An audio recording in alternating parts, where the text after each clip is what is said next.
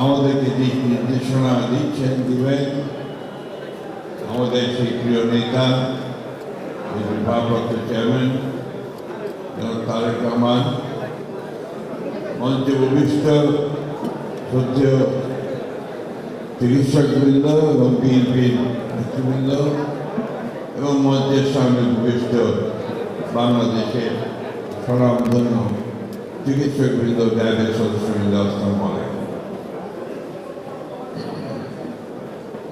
আমি প্রথমেই শ্রদ্ধা নিবেদন করতে চাই বাংলাদেশের স্বাধীনতার ঘোষক, বাংলাদেশের জাতীয়তাবাদী দর্শনের প্রবক্তা এবং বাংলাদেশের জাতীয়তাবাদী দলের প্রতিষ্ঠাতা শহীদ জিয়া রহমানকে শ্রদ্ধা জানাতে চাই। আরেকজন মহিষী নারীকে, যিনি বাংলাদেশের রাজনীতিতে অসাধারণ অবিস্মরণীয় অবদান রেখেছেন তার গণতন্ত্রের প্রতি ভালোবাসার ক্ষেত্রে, গণতন্ত্রের প্রতিষ্ঠার ক্ষেত্রে। সেই সঙ্গে শ্রদ্ধা জানাতে চাই মুক্তিযুদ্ধ শহীদ আমাদের লাখো শহীদদের, এবং সব শেষে গভীর শ্রদ্ধা জানাতে চাই আমাদের 1 বছর আগে সংগঠিত ফ্যাসিস্ট মুক্ত করবার যে মরণপণ যে আন্দোলন, যেখানে আমাদের অসংখ্য ছেলে, শ্রমিক, মেহনতি মানুষ, জনতা শহীদ হয়েছেন, সেই সমস্ত শহীদদের।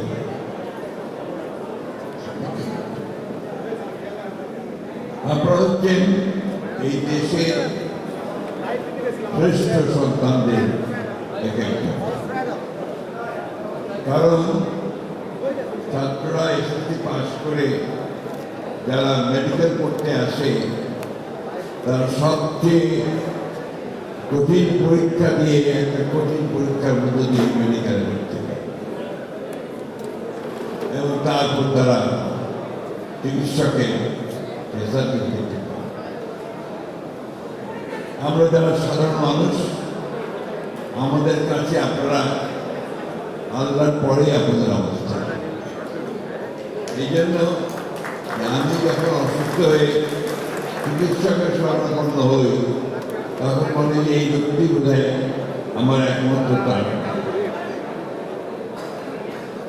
এবং বাংলাদেশের স্বাধীনতার পর থেকে আজ পর্যন্ত আপনারা নিঃসন্দেহে আপনাদের অবদান রেখেছেন এবং এই দেশের সাধারণ মানুষের স্বাস্থ্যের রক্ষার ক্ষেত্রে আপনারা প্রচুর ভূমিকা রাখেন।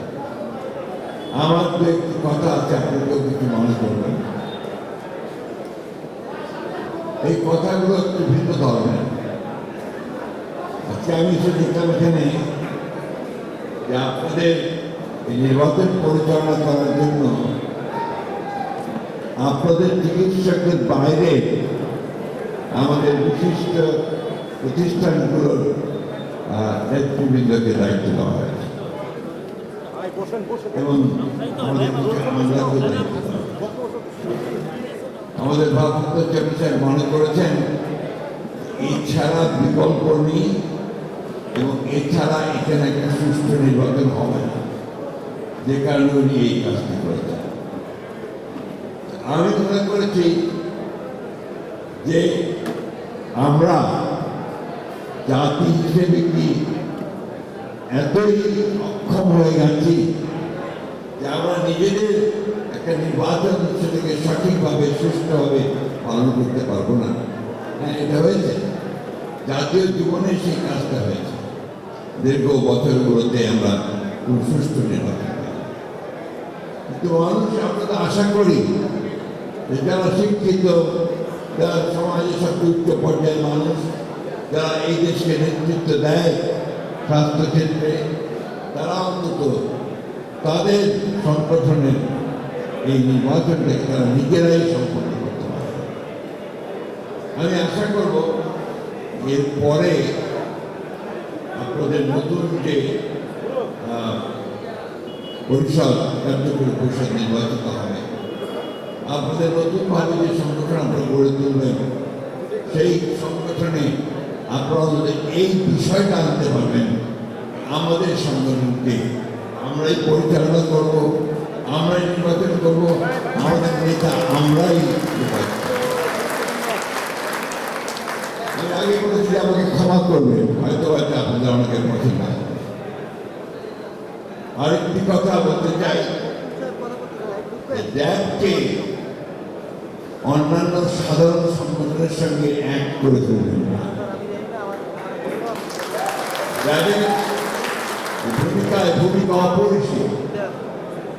একদিকে আপনারা মানুষের সেবা দিচ্ছেন, অন্যদিকে আপনারা এই দেশের ভবিষ্যৎ।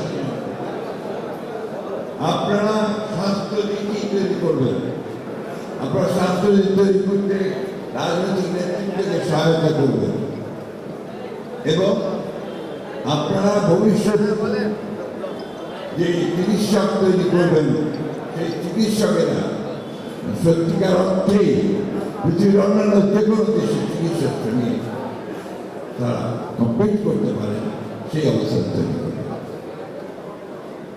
ছোট্ট কথা বলে শেষ করব। বহুদিন আগে, এটা সম্ভবত 86-এ আমার বাবা খুব অসুস্থ হয়ে পড়েছে। তাকে নিয়ে আমাকে আপনার দিল্লিতে স্পটে যেতে হয়েছে, তার হৃদরোগ হয়েছিল। তো সেখানে চিকিৎসা করার পরে আমি যে বিখ্যাত চিকিৎসক অশোক সেন, তার সঙ্গে আমি কথা বলছিলাম। তা আমি তাকে বললাম যে আচ্ছা, আমাদেরকে ভারতে আসতে হয়, আপনারা কি মনে করেন যে আমাদের চিকিৎসকের মান আপনাদের চেয়ে নিচে? কোনো মতেই না। আপনাদের চিকিৎসকের মান আমাদের সমস্ত বটেই, কোনো কোনো ক্ষেত্রে বেশি। সমস্যাটা অন্য জায়গায়। আপনাদের যে সিস্টেম, সেই সিস্টেমে আনফর্চুনেটলি ডাক্তার সাহেবরা সঠিকভাবে তাদের কাজগুলো করতে পারে। আজকে শুধুমাত্র রাজনৈতিক মত থাকার কারণে, কোন একটা দলকে ভালোবাসার কারণে 20 বছর ধরে সিরাজগঞ্জের সারজাতে শিয়ালদা কিনা পেগেটা কুচিবাড়ি আছে,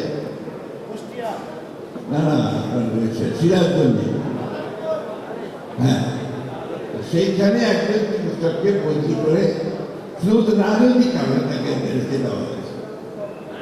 এখন পর্যন্ত তাকে দেখে নেওয়া হয়, ভোলাতে রেখে দেওয়া হয়েছে, তাকে আনা হয়। আমার কথা বলছি, আমি যখন কাশিমপুর জেল থেকে অত্যন্ত অসুস্থ হয়ে, আমরা অনেক চিকিৎসক এখানে আছেন, তারা জানেন, তারা দেখেছেন, আমার যখন পিজিতে রেফার করলো জেল কর্তৃপক্ষ, আমি আসলাম হুইলচেয়ারে, তো বটেই অত্যন্ত অসুস্থ ছিলাম। তারা যখন আমাদের চিকিৎসকরা, তারা পিজিতে ছিলেন, তারা দেখেছেন যে আমি উঠে দাঁড়াতে পারছি না, বসেছিলাম। আমাকে সারাদিন ওই হুইল চেয়ারে ডিরেক্টরের রুমের সামনে দাঁড়িয়ে রাখবো, বসিয়ে রাখবো, এবং তাদের ন্যূনতম সেই সৌজন্যটুকু হয়নি যে আমাকে ভেতরে দিয়ে বসিয়ে আমাকে ডাক্তার দিয়ে চিকিৎসা করা। শুধু তাই নয়, আমার তখন আবার কাউরির আর্টারি ব্লক হয়ে গিয়েছে, আপনারা কি জানেন। সেই কাউরির আর্টারির চিকিৎসার জন্য আমাকে যখন আপনাদের পিজির চিকিৎসক সাহেবরা রেফার করলেন যে তাকে বিদেশে পাঠানো দরকার, আমাকে সরকার অনুমতি দেয়নি। শেষ পর্যন্ত সুপ্রিম কোর্টে রিট করে 3 বার মেডিকেল বোর্ড তৈরি করে আমাকে আপনার বাইরে যেতে হয়েছে। এটা কেন? এটা হচ্ছে যে আমাদের যে সিস্টেম, আমাদের দেশে আমরা যে পারস্পরিক হিংসা, জিজ্ঞাসা, আমরা এর মধ্য দিয়ে যে একটা কালচার তৈরি করেছি, এই কালচারটা আমাদেরকে ধ্বংস করে দিয়েছে। আজকে সকালে একটা বই থেকে পড়লাম, ওইটার মধ্যে ওইটার নামটা হচ্ছে আত্মকলহে বাঙালি।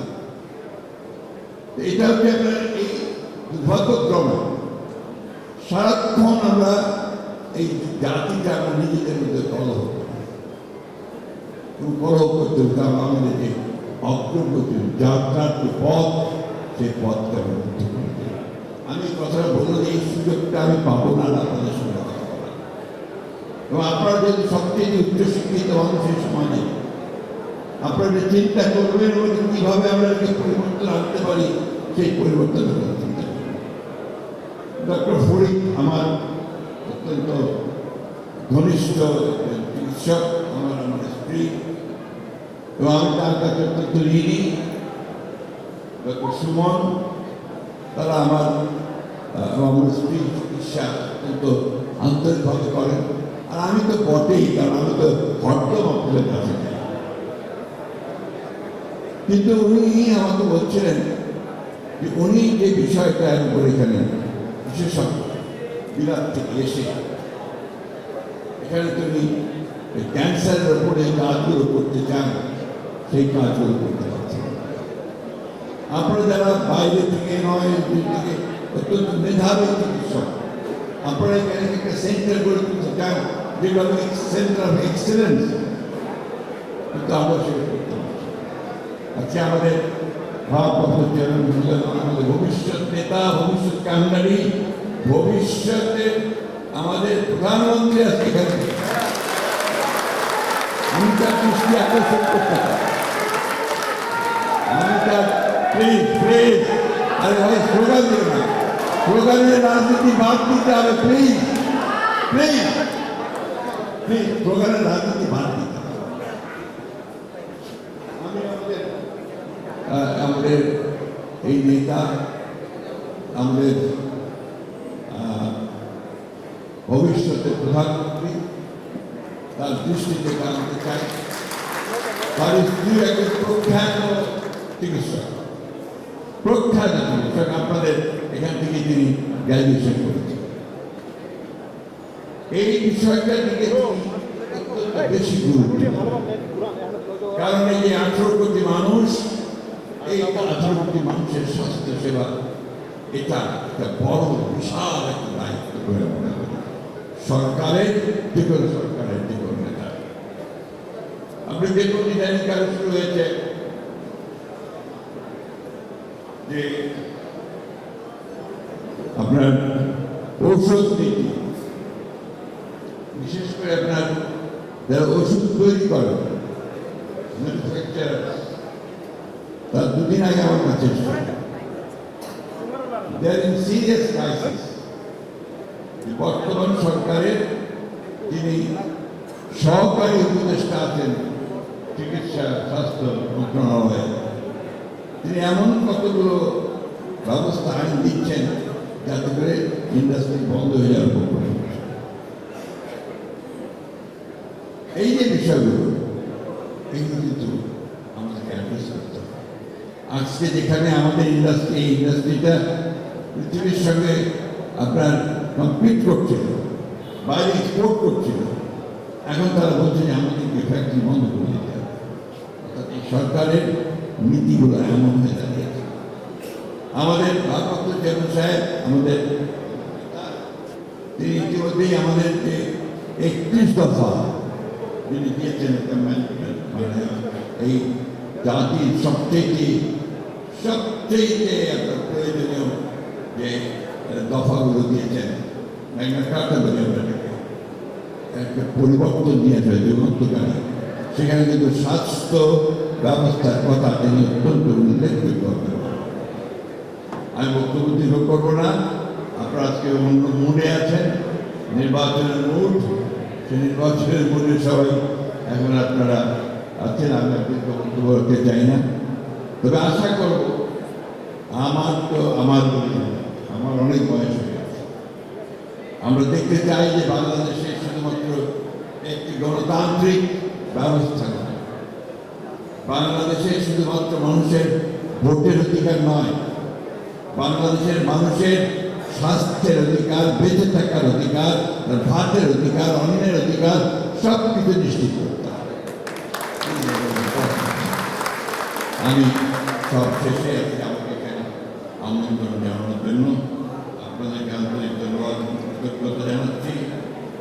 সেই সঙ্গে আপনার আরেকটি বিষয়ে আমি দৃষ্টি আকর্ষণ করতে চাই যে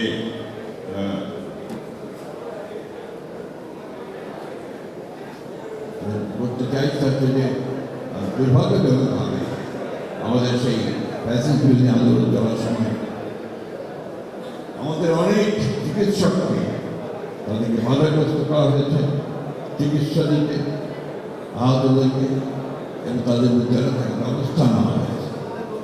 আমি আন্তরিকভাবে ধন্যবাদ কৃতজ্ঞতা জানাতে চাই, জাতি আপনাদেরকে সম্মান জানাচ্ছে যে আপনারা যারা ওই সময়ে ঝুঁকি নিয়ে আহতদের যে চিকিৎসা করেছেন, এটা জাতি কোনোদিন ভুলবেন না। আমি কি অনুরোধ রাখতে চাই এই সরকারের কাছে যে যারা আহত আছে তাদের চিকিৎসার সকল ব্যবস্থা যেন সরকার গ্রহণ করে, এটা আমাদের অত্যন্ত বড় একটা চাওয়া এই দেশের মানুষের। আপনাদের সকলকে ধন্যবাদ। আপনাদের সম্মেলন সফল হোক, নির্বাচন সফল হোক, যোগ্য নেতৃত্ব বেরিয়ে আসুক, এই কামনা করে আবারও ভারতের চেয়ারম্যান মহোদয়কে সম্মান জানিয়ে বক্তব্য শেষ করছি। আসসালামু আলাইকুম, খুদা হাফেজ। বাংলাদেশ জিন্দাবাদ, দেশ জিন্দাবাদ, তারেক রহমান জিন্দাবাদ।